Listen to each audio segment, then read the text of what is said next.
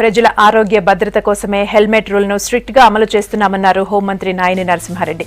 RTC cross road లో corporate Srinivasa Reddy వికలాంగులకు ఉచిత హెల్మెట్ పంపిణీ కార్యక్రమాన్ని ఏర్పాటు చేశారు. ఈ ప్రోగ్రాంలో హోంమంత్రి నాయిని కూడా పాల్గొన్నారు. 2 వీలర్ నడిపే ప్రతి ఒక్కరూ హెల్మెట్ తప్పనిసరిగా వాడాలన్నారు నాయిని.